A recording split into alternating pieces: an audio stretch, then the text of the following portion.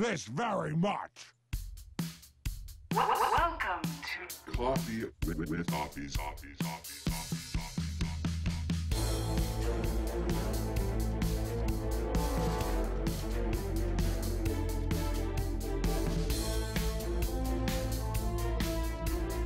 Five, 4, 3, 2, 1. Let's do this.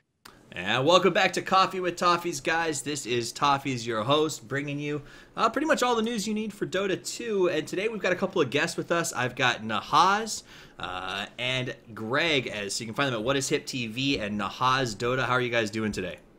Pretty good. I'm Not good, my bad. man. Awesome. Woke up like 30 minutes ago to, well, more than that now. I watched the last 30 minutes of the C9 Secret game, and So you're all caught up in everything that's been happening. I'm ready, dude. So you missed the crazy throw of the game before, though. I did, yeah. The TP throw that will go down in history. I heard about it, though. I There read about it. there was debate about whether that game was a bigger throw than the one where they were ahead 30K Yeah. against Big God. That was actually the largest comeback by total gold difference that we have on record in Pro Dota 2 ever. 30K, and I believe the next one was like 29K by Union Gaming and Asurus. And there's some talk that TP game might actually have been a bigger throw. Wow. That's pretty massive for it to be that case. But we'll get to that in a minute. I do want to start out with, there hasn't been a lot of news lately that's come out since sort of DAC is a vacuum that's sucking up everything Dota related during these weeks. The one thing that is out for our North American audience that you guys might have heard, and if you haven't, you'd probably be interested in, is that Fire has made some official roster changes. So Fire was a team that established itself about, 2 months ago? And everybody said they're going to be amazing, they're going to be a great thing for North America. And now 2 of the Fire members who started it remain, and we've got 3 new members of the roster, or trying out for the roster, I guess, is as it stands theoretically now. For those of you who are saying it's not confirmed, it was on Twitter. Fluff tweeted out that Fogged is gone. We know that TC left, and who was our other departure? IX Mike is no longer with the team. So right now, Fluff and Stuff and Ush are the remaining. Brax has been standing in alongside of, who else did I see on there? I think I saw Demon, and you know who the 5th person was? Matt. Fucking mad. That's right, Yeah. Mad. So do you Although- guys? And that's actually the most surprising part about the whole thing to me. I'm not 100% sure he's as set of part of the roster as Demon is. Best of my understanding, Demon is definitely like 100% on the team. Fucking mad, I'm not sure is 100% on the team. Additionally, He's had a team that he's been playing with Yeah. called Basically Unknown. That's Yeah. actually been doing fairly well. well, Denial and Basically Unknown like merged basically. Right. And yeah, they were okay. They played in the Dota Pick qualifiers and did all right. I mean, they didn't go through, but they did okay. Right. So he's got a team that's decent. We don't, like I said, they're listed as stand-ins. We don't know the official roster changes yet, but Fire is not what they once were. Does this surprise you guys? Do you think it's the right choice for Fire? Because I know there was a lot of hype about how excited everyone was about Team Fire going forward when they first formed. Well, I think that it was only a matter of time before they ended up parting ways with Mike. I mean, I'm a big IX Mike fan, but his numbers and his play were not. They just hadn't been the same lately. I think it would be, like I said, a big surprise if they did end up picking up Bucking Mad. But again, I mean, there are just a lot of, you're seeing the usual sort of pre-TI qualifier movements now, where there are a lot of good players that are on tier 2 teams that are really trying to get together that Narvi, or to get together that next team that's going to be able to take a regional qualifier. Nahaz, would you say that Mike had lost his fire? Oh, I'm not even going to respond to that, Gerd. So that's the news on Fire. It is what it is. We'll see where it goes. I was excited about the team. I'm still excited about the team. They've got a lot of really great players, so it should be pretty interesting and a lot of fun to watch. But you're right, the shuffle changes everything. Speaking of that, do you have any guesses to where do you think Black is going to go after the DAC wraps up? Well, we could spend Hours we talking could about spend it. a show on this in and of itself, because I think if Vici Gaming thinks that they're going to find a carry player that's better suited to their play style, they're sorely mistaken. I mean, Black's numbers, like I said, I'm going to cut this off after about 30 seconds because I could go on and on about Black. I mean, I looked last year there was a metric I was playing with, kills plus assists per 1,000 gold earned, and like, you know, 1.2, 1.3 is good. No Tail was at like 1.4, 1.5, who like miles ahead of everybody else for most of last year.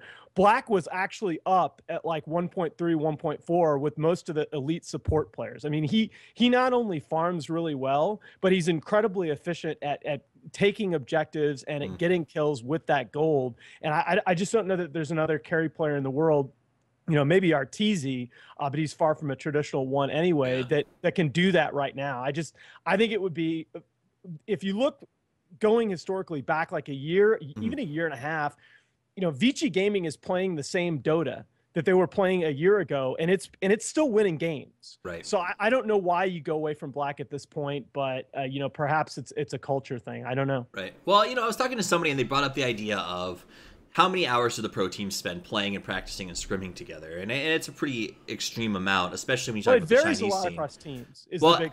I do know that when Brax was on the show, he talked a little bit about the Chinese practice ethic and how expectation across the board is incredibly high to play together constantly.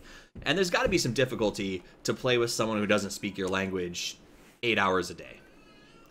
For me, any roster change that happens with Black, I don't think is a result of his play. I agree with that 100%. Yeah. I mean, his play has been good. I don't know what more you can ask for. Yeah, no, absolutely. I mean, to the fact that he even said, I'm going to play so well they can't kick me, and I think that that's been exactly what he has been trying to accomplish. So we'll see how that goes. DAC afterwards, Chinese New Year should give us information on how fallouts are happening over there. That said, let's talk about DAC a little bit. As the day has wrapped up, we see some changes in the brackets. We're moving towards that end game. VG and Evil Geniuses play tomorrow, which is shaping up to be potentially one of the biggest games of the tournament. Next to obviously the secret VG games. By the way, guys, if you didn't go and watch the secret VG, especially game 1 yesterday, go back and watch those because those were phenomenal games. That's said, understating it, if anything. Right? I mean, well, that game 1 in that series was the best game of Dota I have ever seen, and might be the best game of Dota I ever will see at the pro level. It was that unbelievably fantastic. Would you say it was better than the TI3 final, which Easily. I think is easily? I mean, the TI3 finals were awesome. Obviously, Game 5 was amazing, and all the drama in the big stage. But I mean, that game was riddled with mistakes, though.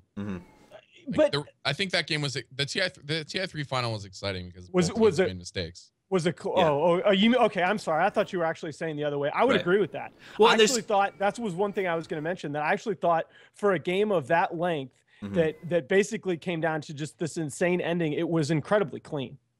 And can't you argue that there's two things make a game great, right? Either a bunch of mistakes where we get to watch scrambling and fixing, or two perfect games played at the same time. And I think that yesterday's was a good example of Secret and VG playing very, very well the entire game. So I mean, there were multiple times in that game where I was thinking to myself watching the game, there really is only one thing that VG can do here to even give themselves a shot.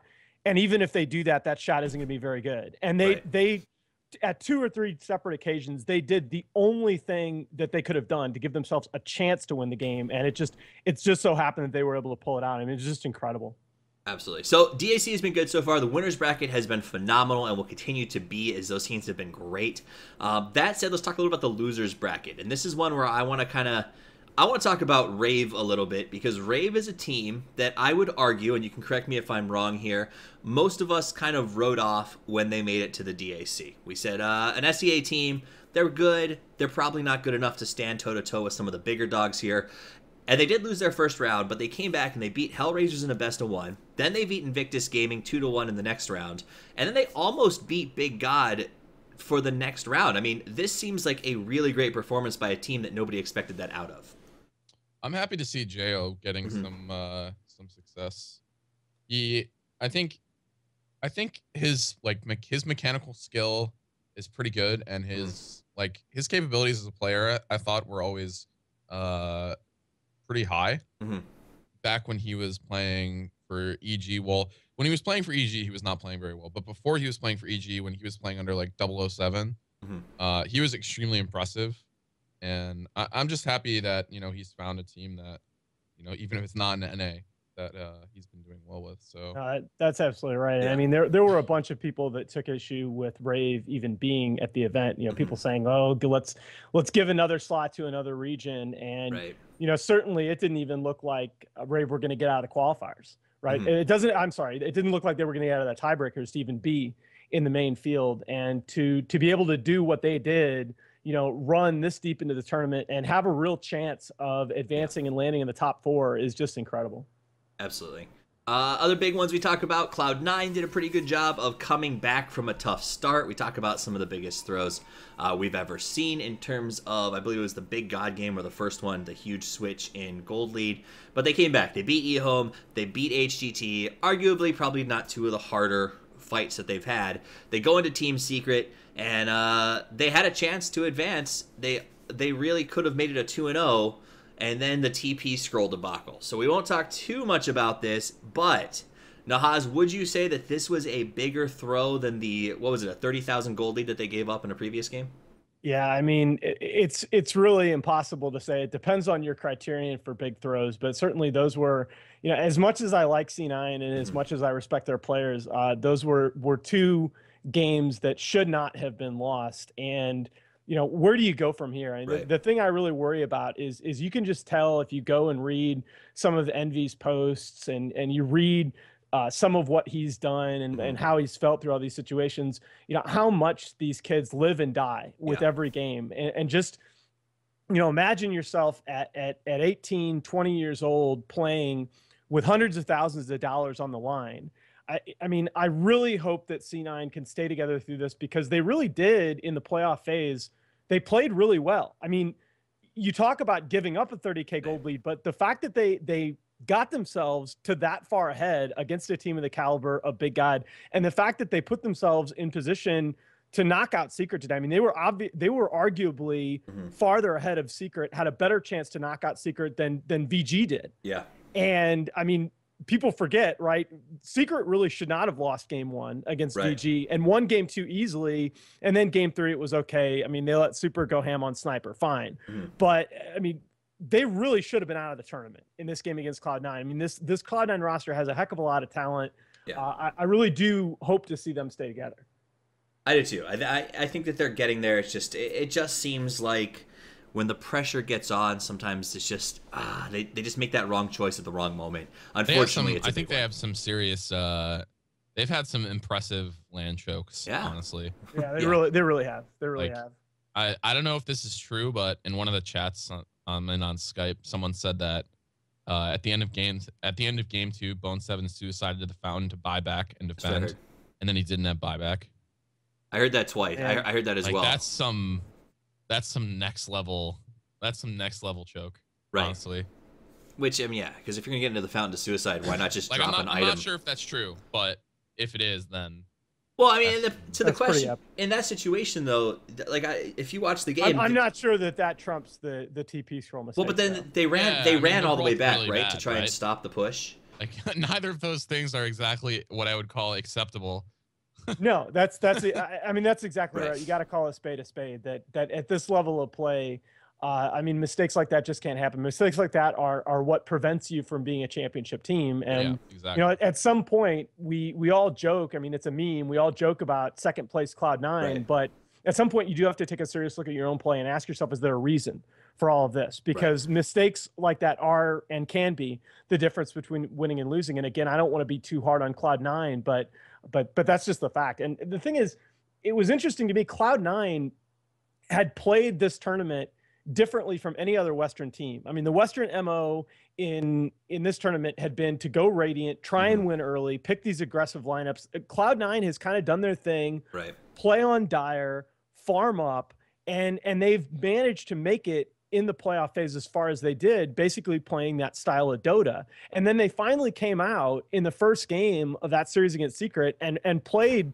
like all the other Western teams have been playing and just absolutely crushed. Yeah. And at that point, I'm thinking to myself, boy, you know, they have a really good chance to win, but unfortunately they just kind of went back to this late game style. And when you're going to play a late game style like that, especially, you cannot make the kind of mistakes that we've been talking about. If you're going to play explicitly for late game Dota, you have to be perfect.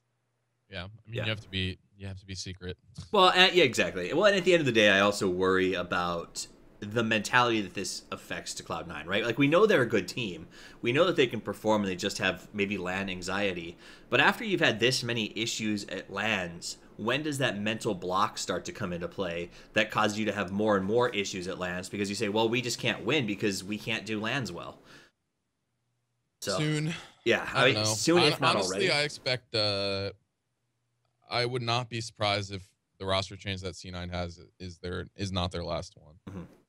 I hope that doesn't happen because, quite honestly, this 5-man roster talent wise sure looked like it could win a major LAN. I mean, Misery won mid single-handedly in games 1 and 2. I mean, it was just incredible the advantage that he gave them in the early game. But you know, they just have to find a way to cut out the mistakes. But then again, it feels like we've been saying that about Cloud9 for over a year now. Right, and I think that's where you got to trim the fat or figure out what the issue is, because if you've been saying it for a year, it's got to be somewhat true. But yeah, I mean, the other thing about roster changes is we're kind of getting down to the wire essentially. Yeah, we are.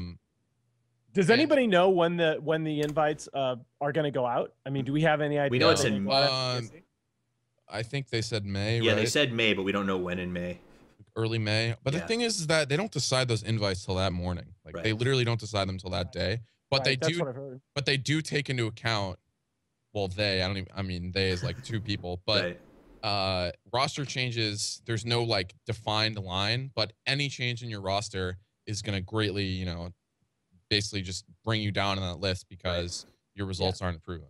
Well, I wonder, I think it would be very, very helpful. And I said this before, I give Valve a lot of credit for announcing the dates of TI ahead of time this year. But, God. I really wish that at some point they would announce how many direct invites there are going to be, how the qualifiers are going to be structured. Because right now, honestly, I'm kind of hoping that there are only, I don't know, it's maybe 6 to 8 direct invites, and that the qualifiers are greatly expanded relative to last year, because I don't know. I don't know how many true top tier teams there are out there.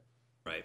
Yeah, I would not disagree with that. I think that there are a couple teams who are just far and above better, but there's a lot of teams sort of in that murky area for the rest of those teams that would fill out the invites. I definitely agree with you. So DAC has been a fairly exciting tournament in terms of the games that have been played. A lot of them have been really good. Let's talk about the overall tournament experience. So there's been a couple of things that have caught me off guard. First off, attendance has been fairly dismal from everything that I've seen. I know that Gerg has had some thoughts about the DAC experience. So do you have anything that you want to bring up, or do you want me to just kind of run through a list of things that have come up, if that makes sense? You can do yours first. All right, so we'll talk about the things that are the most popular to talk about right now. Right now, the number one thing on Reddit, and even in Twitch chat while we record this live, is the Chinese, especially Big Gods, cheating during the game. So what the allegations are is right now these guys sit in a glass booth so that everybody can watch them. There was a video taken that shows 2 of the players with their soundproof headsets pulled off of their ears, and there's allegations that the casters were screaming things like "smoke through the enemy jungle" or "smoke through dire jungle," I think they were saying, and another allegation that the fans were holding up hand signals whenever the opponents would smoke. Of course they are. Right. Well, and that's the thing. Of course they are. I mean, this is the problem I have with Reddit in general is that I mean, there are just sometimes mass and deliberate failures of common sense where, of course, the casters are screaming when there's a smoke, and of course the fans are yelling and waving their hands. I mean, you have to be able to prove that it was intentional and that it was orchestrated by the team. By the team, right? Because, I mean, and I equate this to, if anybody watches the NFL or football, one of the most popular things to do during a football game is, I'm a Colts fan. I lived in Indianapolis for a long time.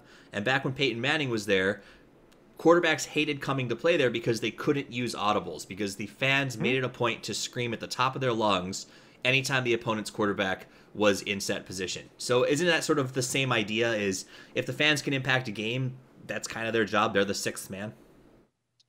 I mean, it's just, I mean, I don't know if it's the fans' like responsibility, but it's just, this is what happens when you when you have a LAN, like Right, especially a LAN right. like this.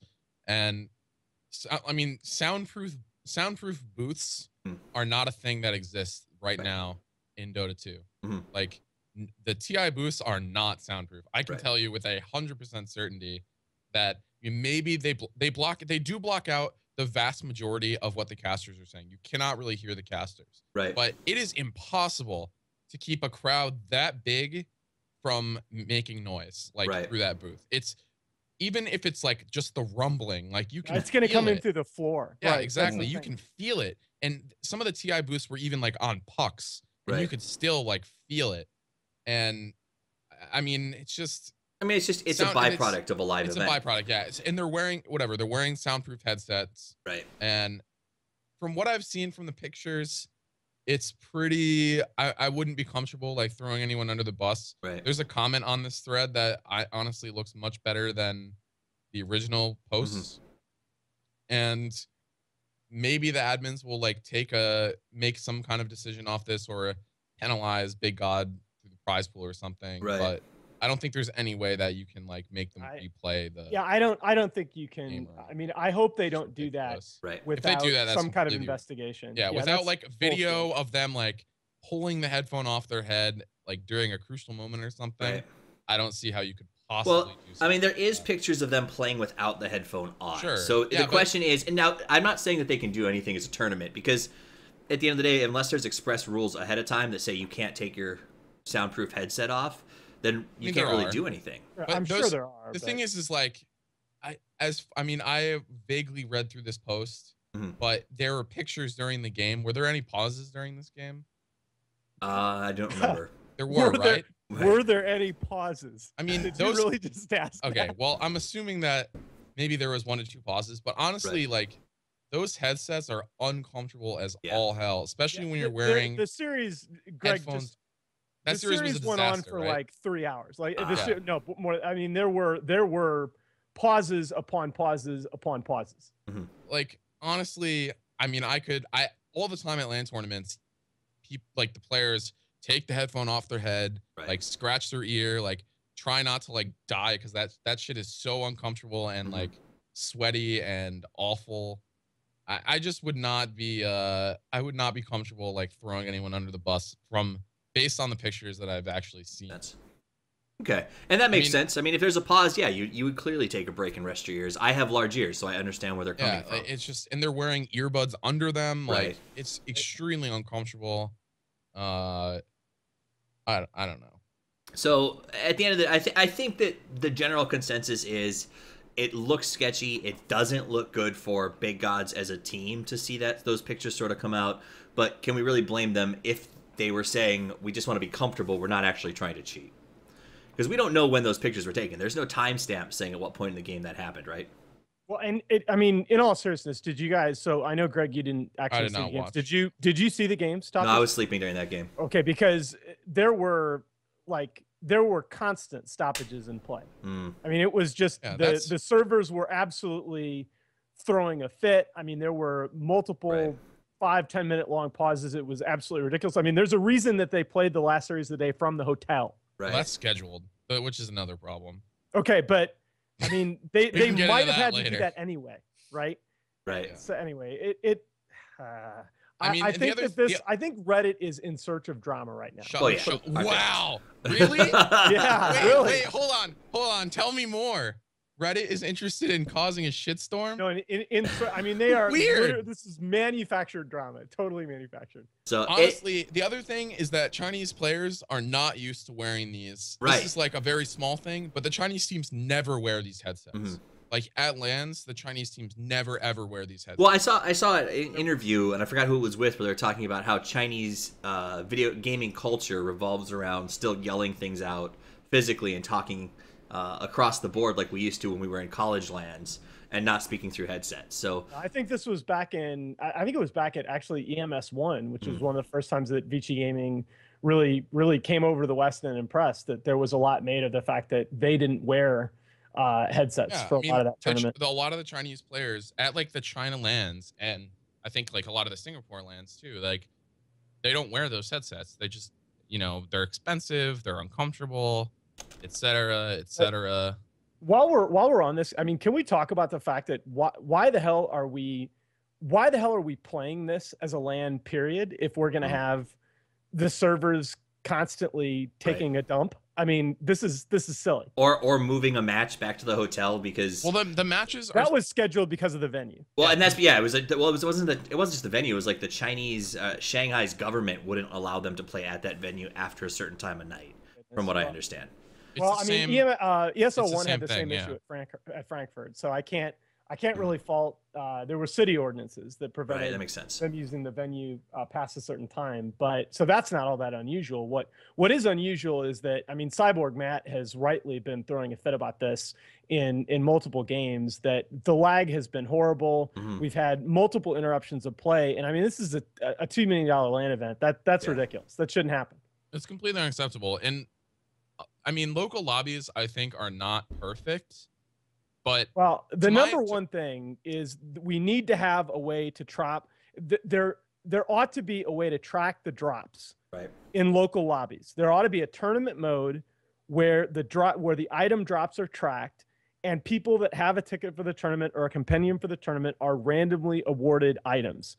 Because I feel like right now, the only reason that we have all this going on is that we've got to have Dota TV so that people can watch from in game and get items. Local lobby still works with Dota TV.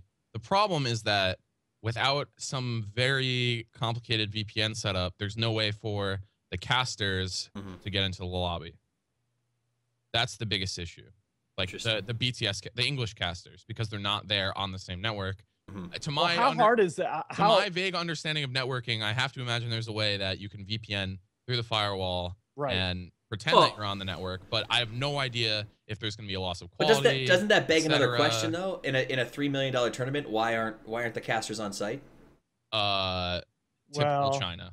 Yeah, is my answer to that question. So is that a visa issue or a not wanting to spend money issue? Yes. No.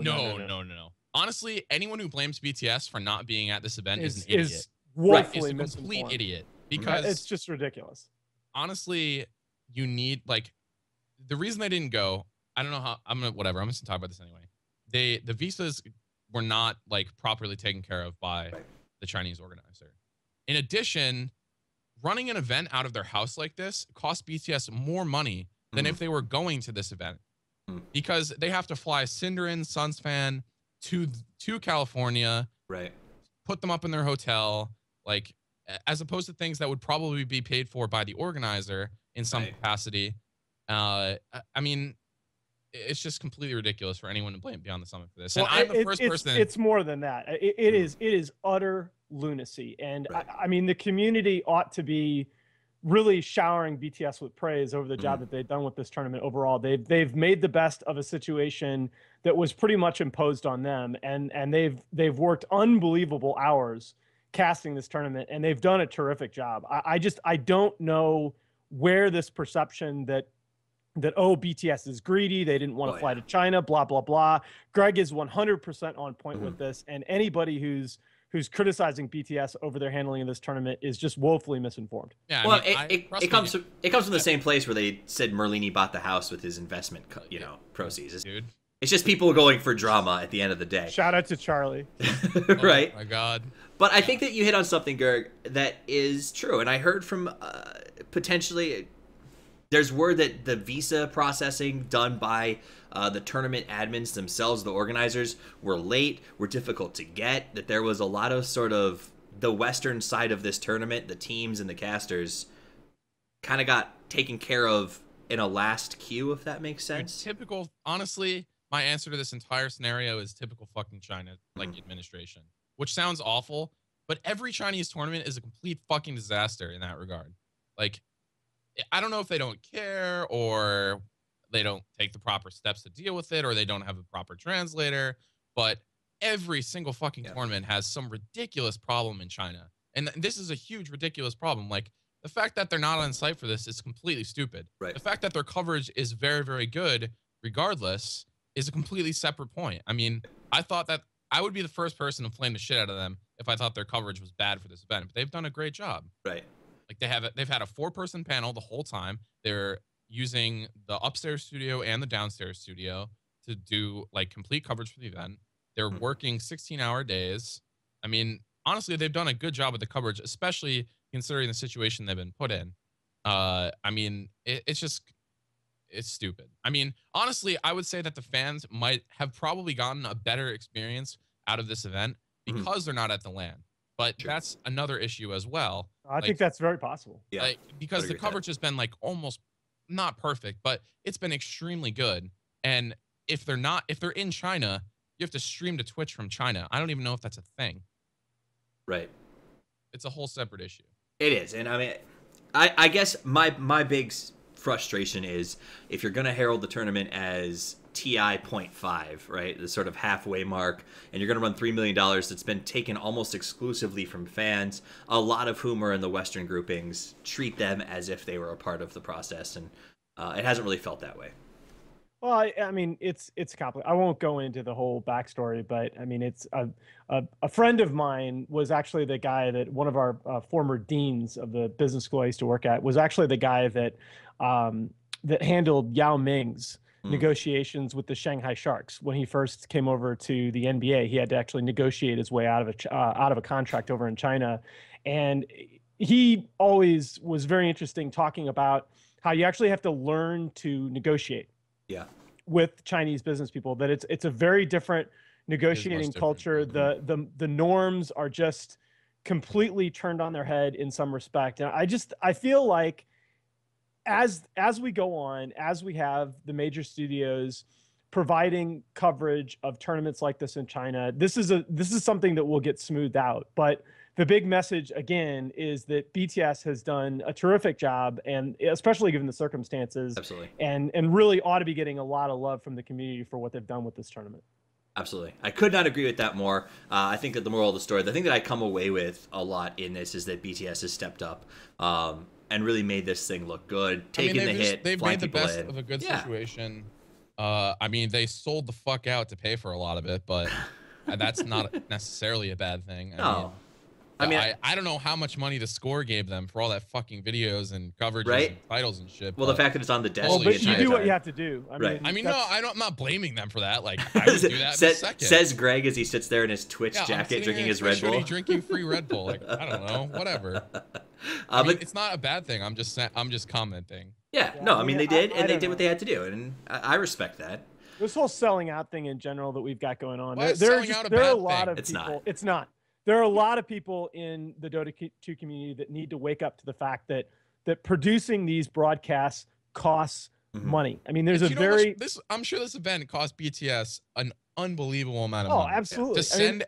Between sending people to China and pulling people back to here and dealing with all of that shit, like, you know, one of my all-time favorite quotes is by Jimmy Kimmel, and a couple years ago when he was first going on as a late night host, he had a quote that I thought just spoke volumes, and that's that, look, we try to make it out that late night TV is really cool. We try to be, chic, but at the end of the day, it really is about getting the most people to watch the commercials in between your show, period. And I mean, people need to wake up to the fact that these broadcasts cost a lot of money to produce. These studios are not rich. I mean, it has to be paid for somehow, guys. Anyone who thinks that, like, I don't know, man, there's this conception that like BTS is like rolling in money, but they have huge expenses. Yeah, like, people think Toby is rich. I mean, it's just guys. Ridiculous. Yeah, I can't remember. I feel like Cap said, or somebody mentioned what Toby actually made. I think it was in 2013, and my jaw dropped at how bad it was. So look, look. There's a reason that I'm still a professor. I mean, the salaries are not all that good. These guys, most of the people that work in the esports community really do it for the love of the game.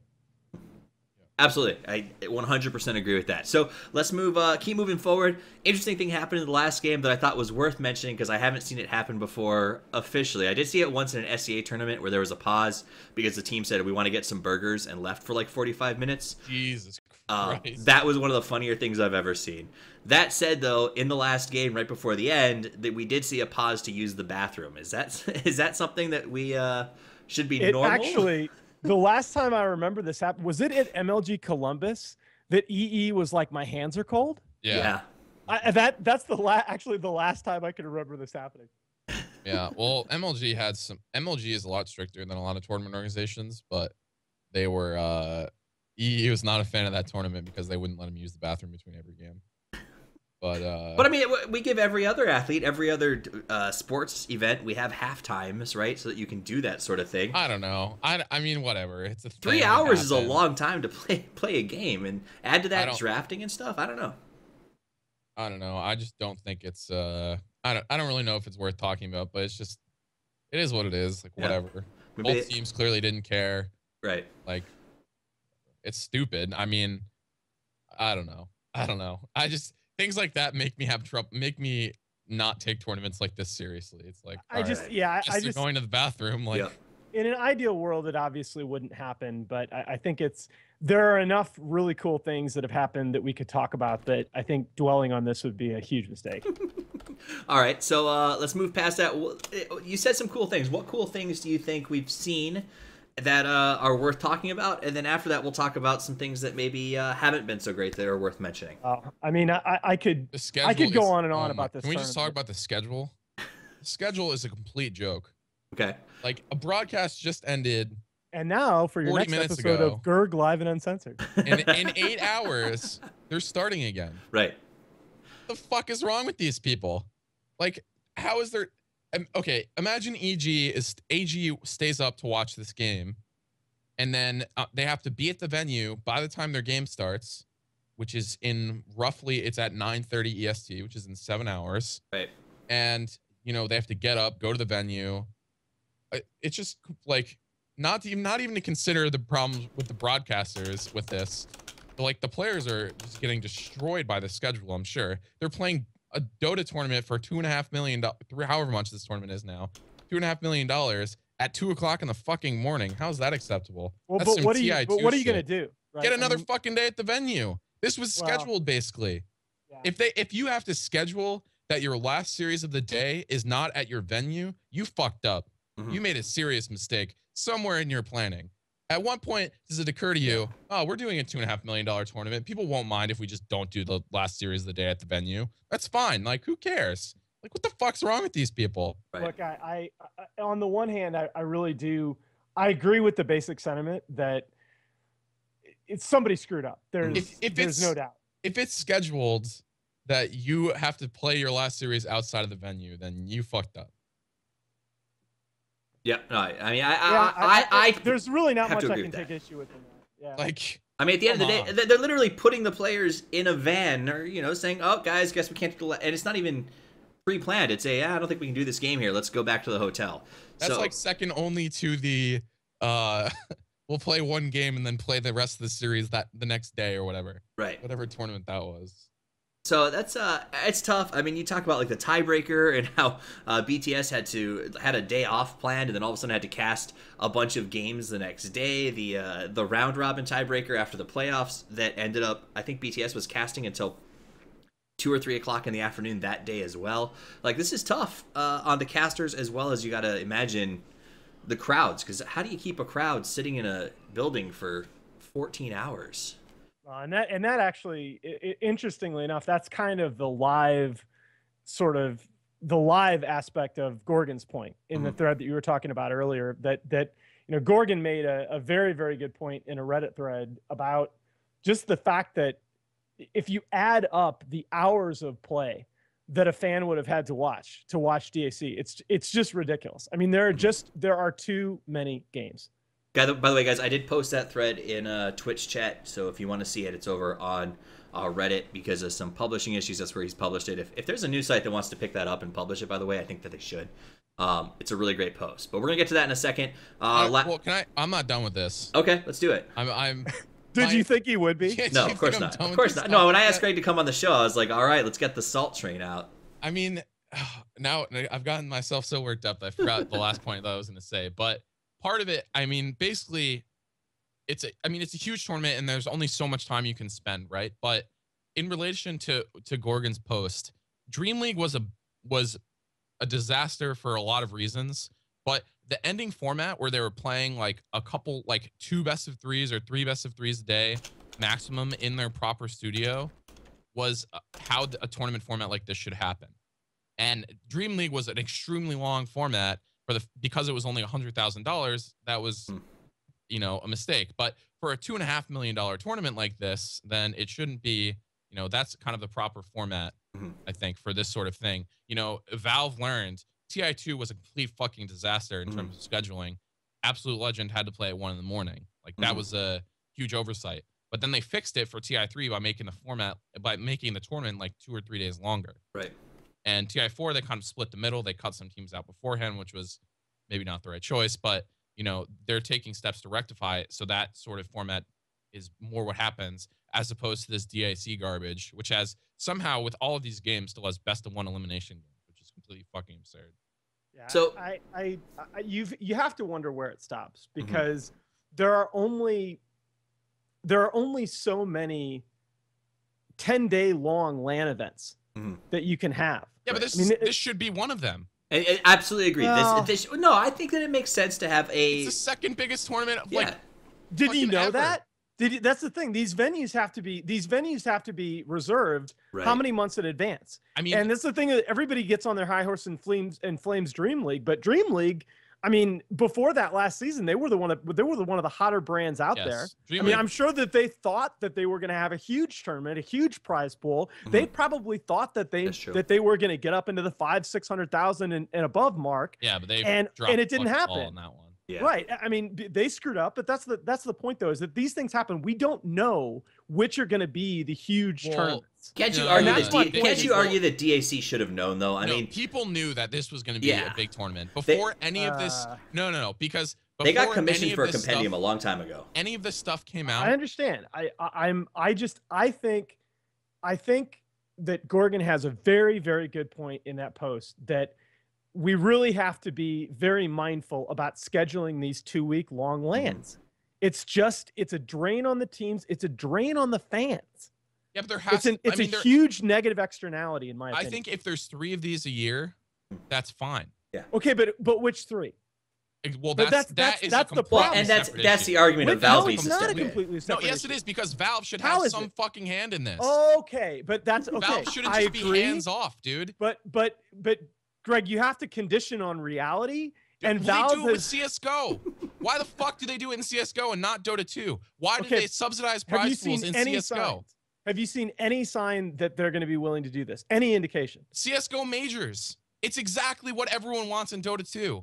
So why are they so fucking hands off? And it would be wonderful, and it should happen. And I've been arguing for 2 years now that it should happen, but apparently it's not going to.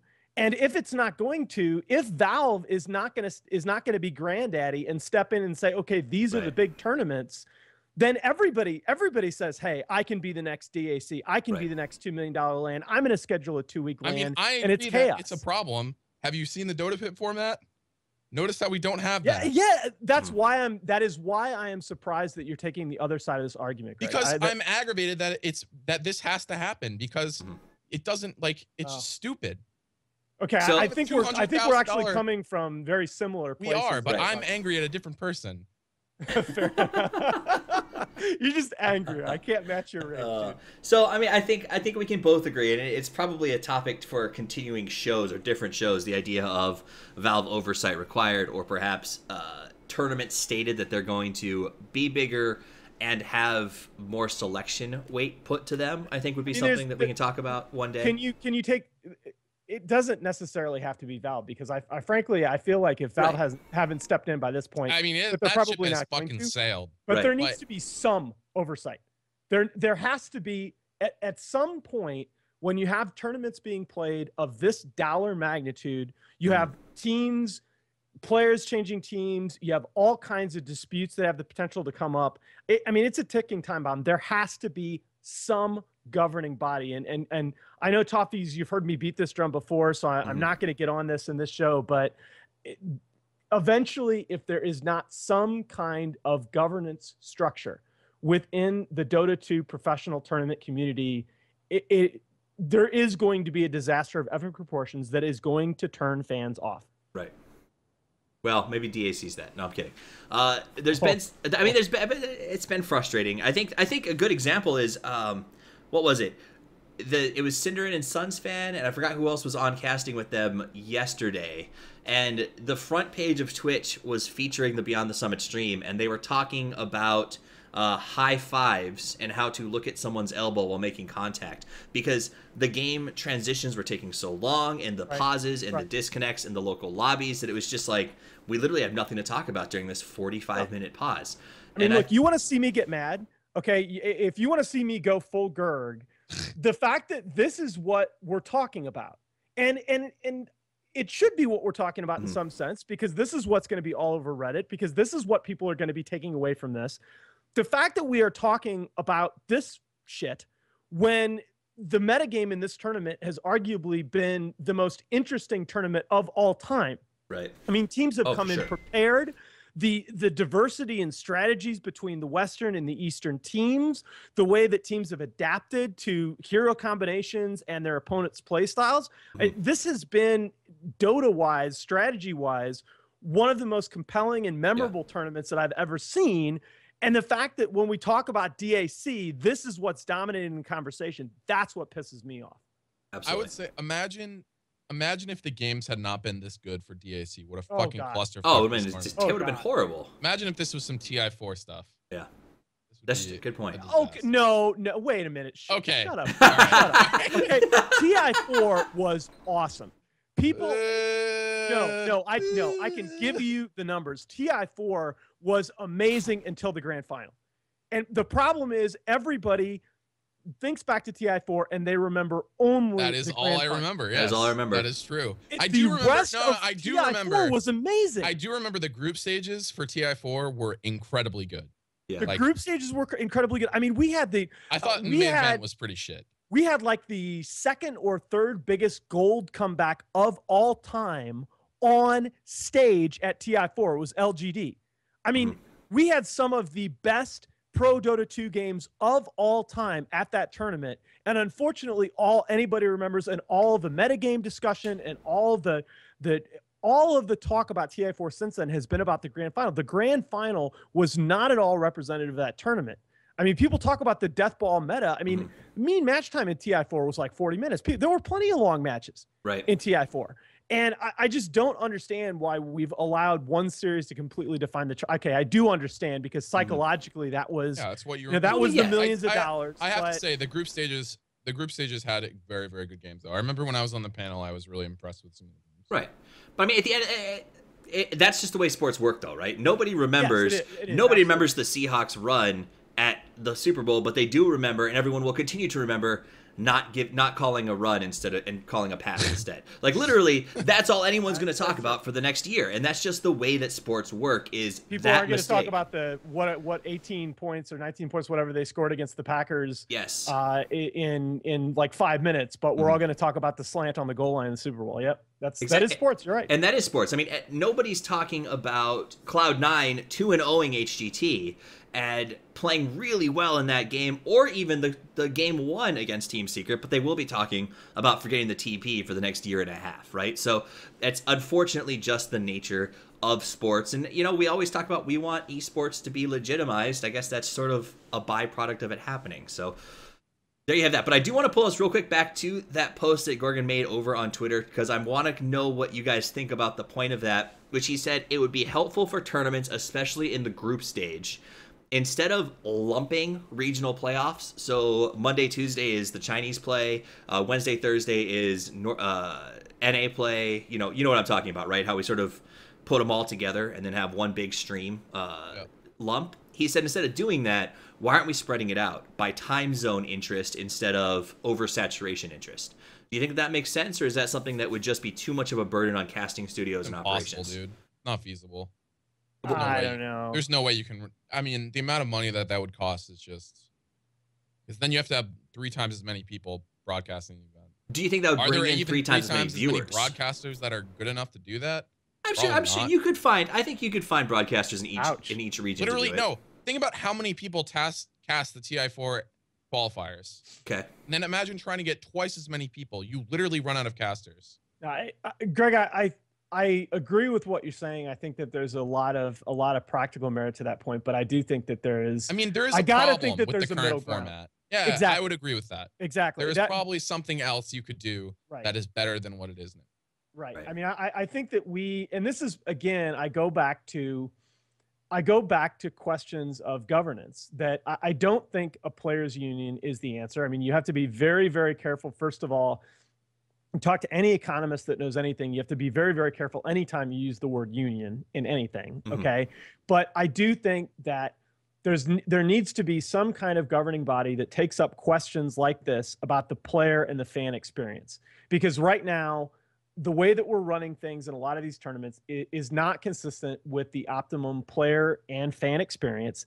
And when you start talking about dollar amounts of these magnitudes, Mhm. you run a huge risk anytime you can say that. So, what do you think? We've agreed that formats aren't working the way that they are. Is there an optimal format? Is it just an issue of needing to invest more money in the studio side of things? Like, is there a fix? I don't know. Honestly, That's a question that I think you could spend, Right. you know, it's a complicated days and days and days talking about. What I just, again, I think that the easiest way for now is to not have these just 10-day, 2-week long lands. I just think that puts too much pressure on organizers, on casters, on players, on teams. I mean, I don't know. I'm a very pro land guy. Okay. I've said for a long time that I think if we're going to continue to grow as a scene at the rate that we've been growing, that it has to be on the back of our players, right? That our players in Dota, in pro Dota, our players are our commodities, because rosters are going to change, teams are going to come and go, but it's all about people rooting for their favorite players. And the LAN experience, there's nothing quite like it in terms of fan interactivity with their players. On the other hand, I think you just only have so many of these big LANs, and everybody is going to think that they're going to be the next big one. But why are we the only sport? Why are we the only sport that follows players instead of franchises? I don't know of many other sports that do. Well, I mean, you could maybe go to soccer or football if you're English and say, yeah, some people follow players, but like most people follow teams. How does F1 work? I'm just curious. This is a very F1, I think, is racer. Like race car driving is you follow the racer. Like the racers. Yeah. And then they switch teams. But in that case, the big difference is, but that's the racers, the talent that are associated with cities, right? We don't have teams that don't. We don't have teams that have physical venues. People don't grow up. Well, who knows? Who knows how it's going to be in 10 years? But at least for right now, people don't grow up rooting for C9. Right. That's true. Okay. And that's the kind of attachment that you need for people to follow teams and not players. I mean, maybe Navi, okay, but there are very few properties right now, very few brands in Pro Dota, really in all of esports, that fans necessarily gravitate toward that brand. Fans are going to gravitate toward the players. That makes sense. I mean, that's true, and maybe we will see a point in 12 years where we start to see dynasty fans. I hope so. My dad loved EG, as now do I. I think a lot of it is that compared to real sports, like physical sports, a much larger percentage of fans are participants in the game. So it's natural. What do you mean by that? I mean a higher percentage of people who watch Dota play Dota than people who watch football play football. So to me, I played goalkeeper once upon a time. 100%. There's no way you could possibly say that's not true. I mean, I don't know. I don't know how to evaluate that, because obviously I can't necessarily. It's a lot harder for me to watch a Major League Baseball game and then I have to call up all my friends and organize physically getting together and playing baseball. And I don't know how to compare that. But that's what Greg is saying, though. Is because of the fact that you have much higher active participation in the game than you do in a physical sport, means that you're more likely to gravitate towards the players because they're the people you're trying to emulate. I see. Because I can that see. Is the point you're making. That's the point I'm making. 1,000%. That's why people are fans of players. No, that's a point. That is a point that I have made myself, and it's a point I very strongly agree with. So that does make sense. Something I think I've talked about but never really considered as to why people are more player fan based than team fan based. So that does. I mean, when you look sense. at it coming out of DAC, right? I mean, how big is Sumail going to be? after this tournament. Right. I Well, mean, he's still going to kid- be very skinny. Sumail's the real fucking deal. That kid, he has. Look, I knew I Right. do watch NEL. I love NEL as much as some people it can drive them crazy. But I mean, I knew he was a good player. Yeah. He has not been a good player in this tournament. He's been probably the best individual player in the tournament, just on a skill cap basis, on a just the fantastic plays that I've seen him make all tournament long. This kid is just going to be, the sky is the limit. I cannot believe how well he's played. So let me ask you this, 15 years old. regarding Sumail. I was talking to a friend of mine, and I wondered if this is, and tell me if you think it's true or not, is this the first instance we see of a team purchasing a franchise player? And in the sense of a player who they know needs development and needs work for a longer Does he, though? plan. Well, Does I he think really? I think on That was signing, what I thought. you Does could he? I argue thought you so could argue too. on signing that was he what was. I thought. I was Right. like, oh, this is a long run play. They're Yeah. immediately That's true. Their short term results are going to suffer, but I think And now he's there's smashing definitely some fucking talent. faces. I mean, when you look at his hero damage rate, Right. like his hero damage rate is bigger by far. It's light years ahead of anybody but Arteezy. And Arteezy hadn't even lost a game and was being given farm precedence by his team to a Right. ridiculous extent. I mean, this is all, when you're talking about the numbers that Sumail has put up in this tournament, I mean, they're not dedicating their strats to making space for him. He's making space for them. Yeah, Sumail and Arteezy are very, very different players Exactly. in terms of their flexibility and the way that they actually approach the game. And Sumail has been playing extremely well. I think for me, Sumail is more of an S4-esque type player. You know, Right. he's not Yeah. Arteezy. That's a great comparison. And the thing is, I don't know. It's been a while. There were points in Alliance's big run that S4 played this well on an individual basis. Yeah. But I can't wrap my head around it. The fact that this Right. kid is 15 years old at his second LAN, he's probably away from his parents out of the country for the longest he's ever been, and he's doing this. It boggles the damn mind. The numbers just the numbers and shout at me. How is this kid this good? So I mean, I think we could argue that, or not even argue. We can say outright. EG came up with something a lot bigger than I think they thought initially when they signed, Well, because a lot of EG us didn't come up with anything. Well, is it Tralf Curtis? and Universe. Universe is the one who plays with him, right?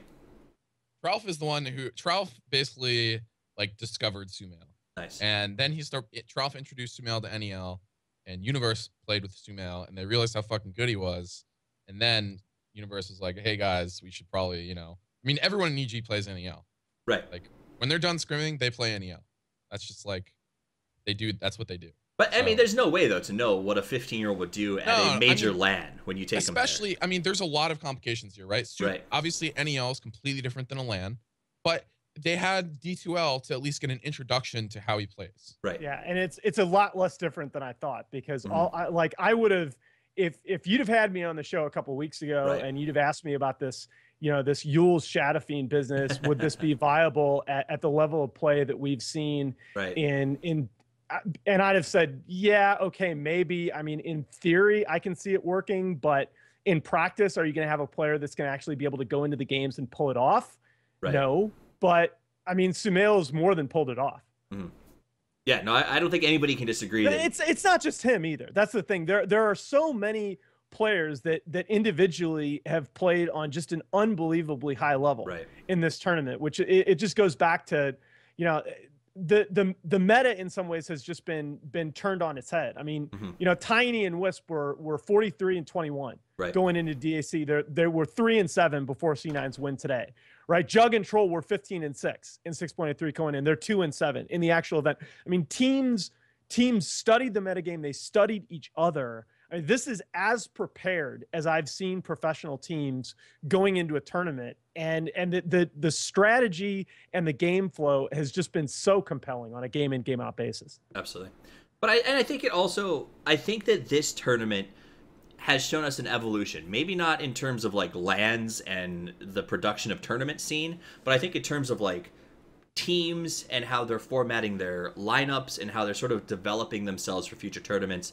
I think we've seen a big swing in the last 6 months, and this tournament seems to really be showing that, because we've seen a lot of strategies come out and meta changes in this tournament that we didn't see in D2L or other tournaments. And Exactly. It's been really exciting, honestly.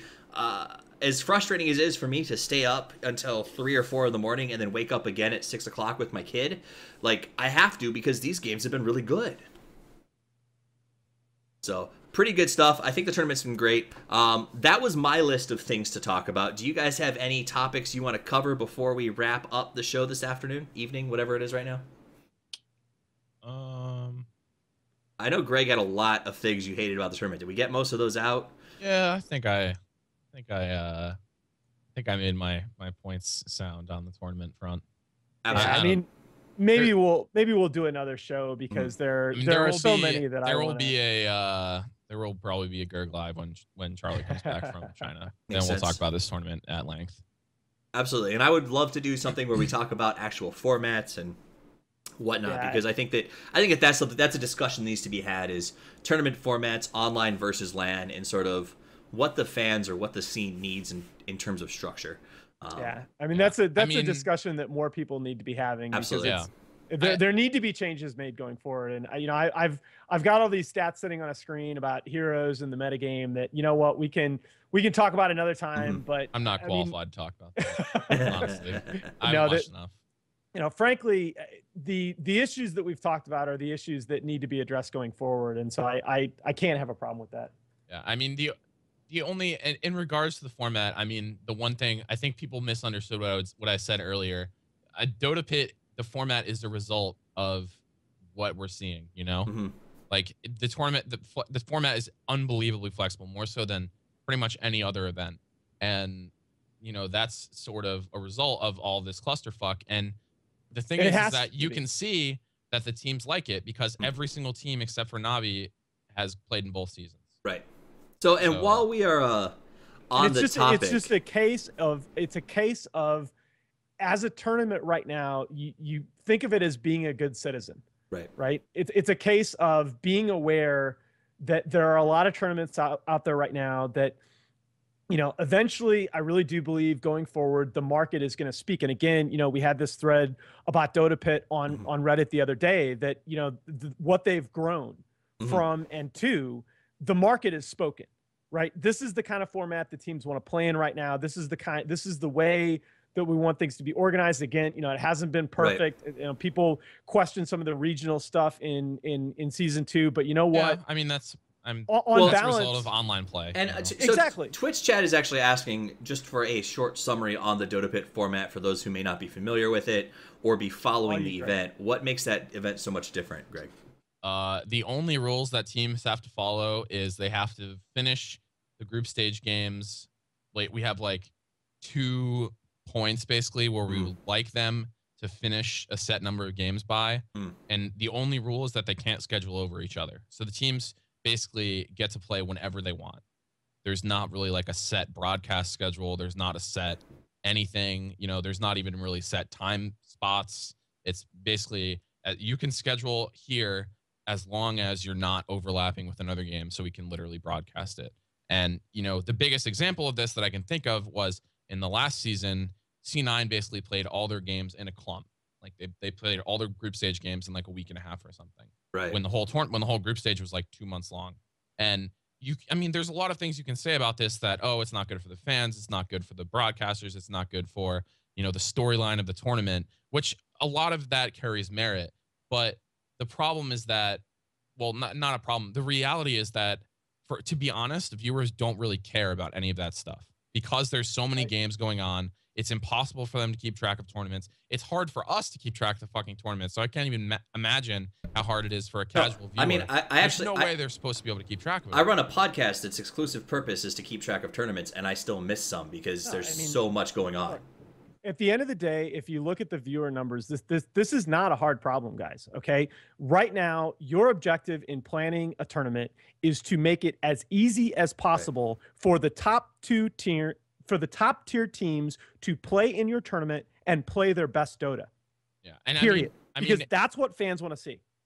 And the result of this scheduling system is that the games almost always start on time, which is a huge thing because we're not doing any crazy, scheduling that we don't have to really battle with Star Ladder. I mean, Star Ladder is pretty accommodating. We're extremely accommodating about this. Some tournaments like Dream League, like fuck that up for everyone, but that's an administration issue.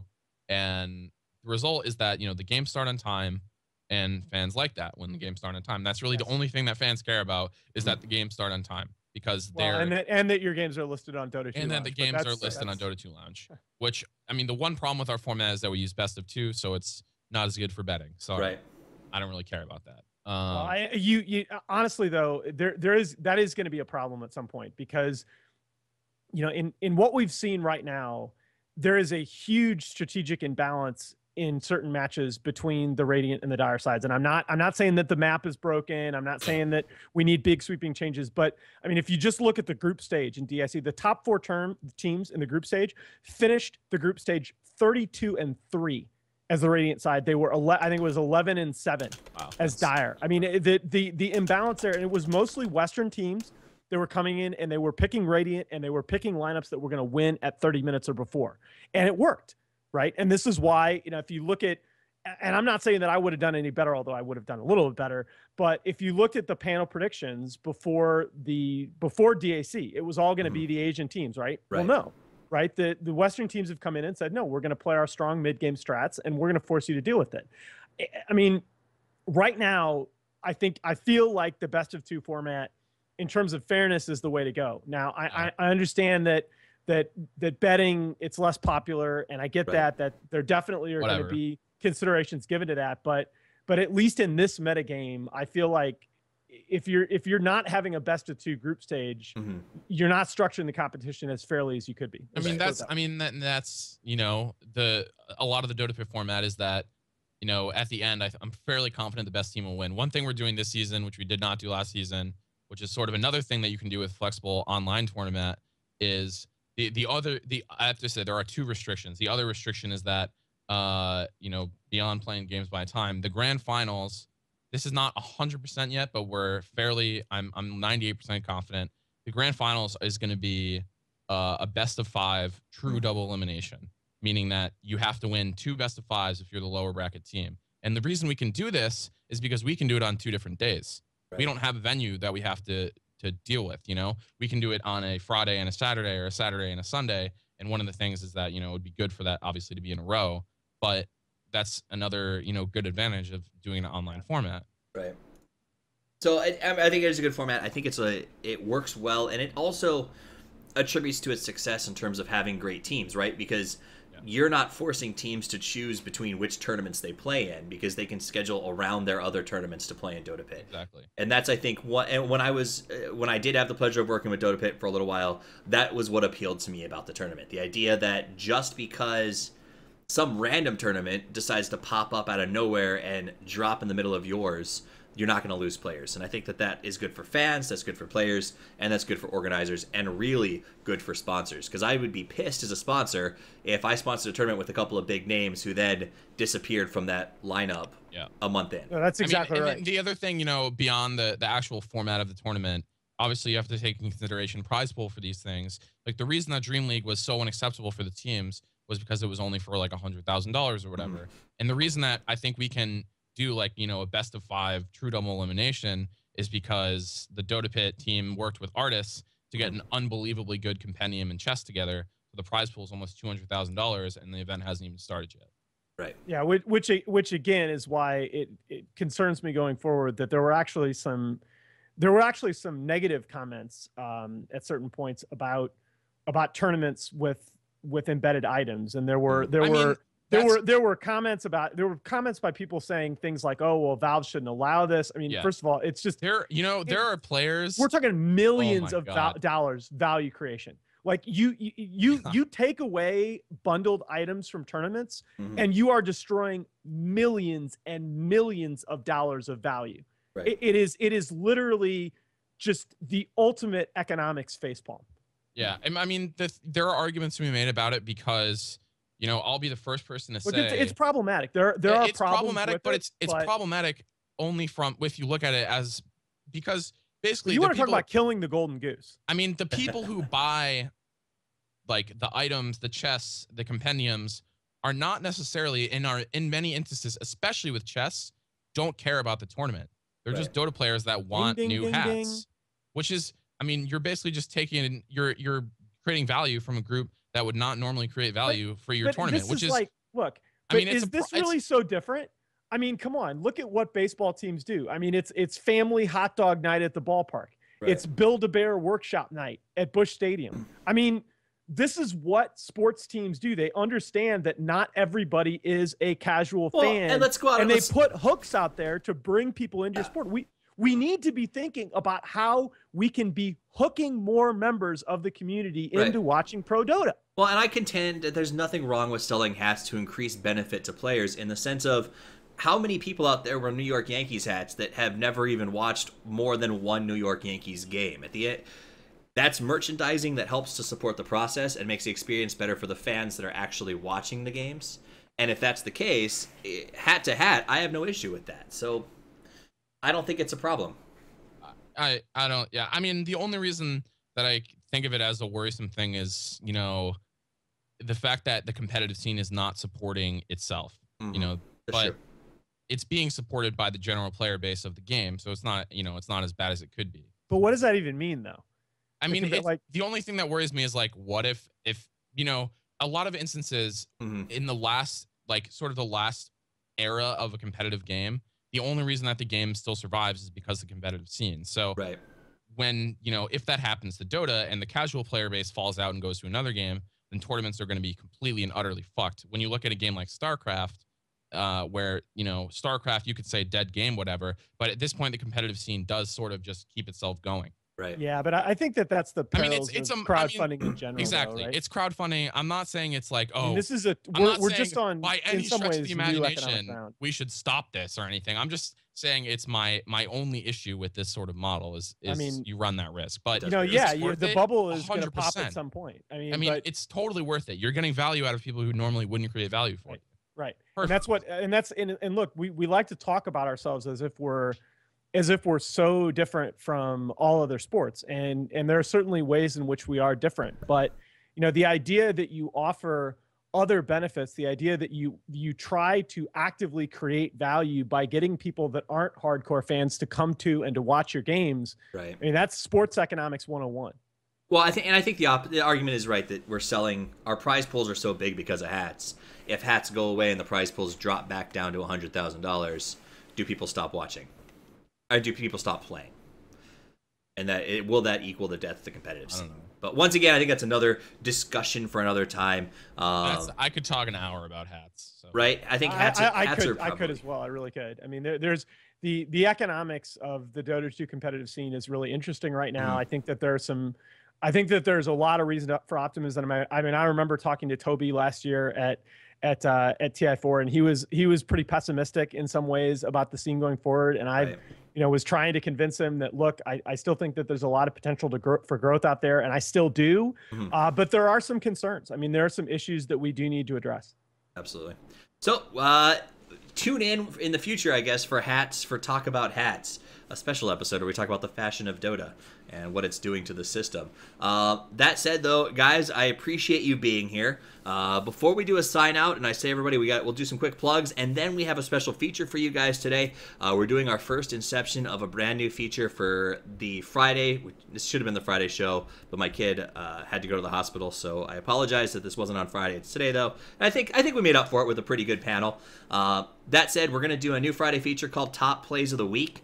And what we do is we pick the top 5 pro plays of the previous week and play them at the end of the show. So we'll wrap up the show with that. My name's Toffees. You can find me at Toffees_Dota2. You can find my guest, Nahaz, at NahazDota, and Gerg at WhatIsHip TV. Guys, do you have any last thoughts or shout-outs before we sign off for the day? Nope, not really. Thanks for watching. And if you are a fan of tournaments, then you should watch Dota Pit because we have some hit muckles in the chat, and I will say we have some really cool shit. Where I can definitely say we're the first online tournament. We're using an independent observer and an independent production for an online tournament. So you guys, did I see a rumor about instant replays too? We have some instant replays stuff. Yeah. Yep. Pim Muckles got some really cool stuff. We have some fucking shout out to him, by the way. We have some shit. Uncle has created some shit for us to put up our sleeve, and it's hopefully gonna be really cool. So I'm looking forward to it. Absolutely. Last thoughts, Nahaz? No, I just thanks for having me on. Thanks everybody for tuning in and watching. We've got a great thing going right now in competitive Dota 2, and I really do believe that we can sustain this momentum. I think we can get even bigger, but there are some questions that need to be answered. And yeah, I will also, I am not officially affiliated with Dota Pit in any way, and I will say it is one of my favorite tournaments going right now.